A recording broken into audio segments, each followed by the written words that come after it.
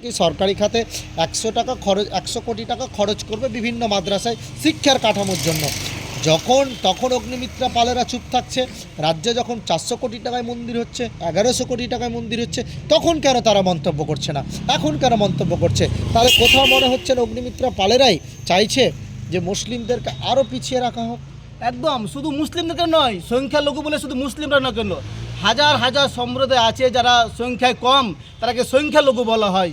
শুধু মুসলিমদেরকে নয়, এই অগ্নিমিত্রা পাল এরা আরএসএস এবং বিজেপির যে তৈরি করা মনোভাব, এই মনোভাব পরিষ্কার বলতে চাই যে আগামী দিনে এই ভারতবর্ষকে, এই সোনার বাংলাকে আগামী দিনে হিন্দু রাষ্ট্র ঘোষণা করতে চায়।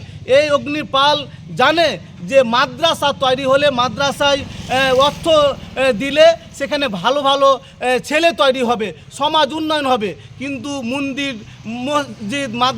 মন্দির মসজিদ তৈরি করলে ওই ফুটো থালি নিয়ে ওই মন্দিরের সামনে ভিক্ষা বৃত্তি করবে। এই ভিক্ষা বৃত্তির জন্য তারা এটা করছে। একেবারে ধন্যবাদ দাদা। এতক্ষণ সরাসরি সাগরদিঘি ব্লকের ব্লক সভাপতি এসডিপিআই ব্লক সভাপতি রুহুল আমিন দা যুক্ত ছিলেন। একেবারে অগ্নিমিত্রা পালের মন্তব্যকে কড়া ভাষায় জবাব দিলেন। মুসলিমকে মারো বা হত্যা করো বা এই যে ক্রিমিনাল বা বিভিন্ন কার্যকলাপ শেখানো হয়, আপনি তো পড়াশোনা করেছেন, সব শেখানো হয় না এগুলো। এই যে মন্তব্য করছেন বিজেপি বিধায়ক নাকি মাদ্রাসা ক্রিমিনাল, এগুলো সব ভুল ধারণা করছে ওরা।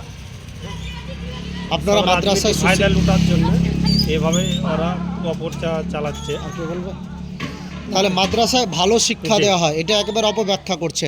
একেবারে দর্শক, এতক্ষণ সরাসরি আমাদের সঙ্গে যুক্ত ছিলেন সাগরদিঘি ব্লকের এসডিপিআই ব্লক সভাপতি রুহুল আমিন এবং তার নেতৃবৃন্দরা। তাদের একটাই দাবি, বিজেপি বিধায়ক অগ্নিমিত্রা পাল বিধানসভার মতো পবিত্র জায়গায় দাঁড়িয়ে তিনি বলছেন যে মাদ্রাসায় নাকি ক্রিমিনাল তৈরি করা হয়। কেন তিনি বলেছেন? রাজ্য সরকারি যে মাদ্রাসাগুলি রয়েছে রাজ্যের বিভিন্ন প্রান্তে, তার মধ্যে ১০০ কোটি টাকা বরাদ্দ করেছে। এতেই কিন্তু তেলে বেগুনে জ্বলে উঠেছে অগ্নিমিত্রা পাল।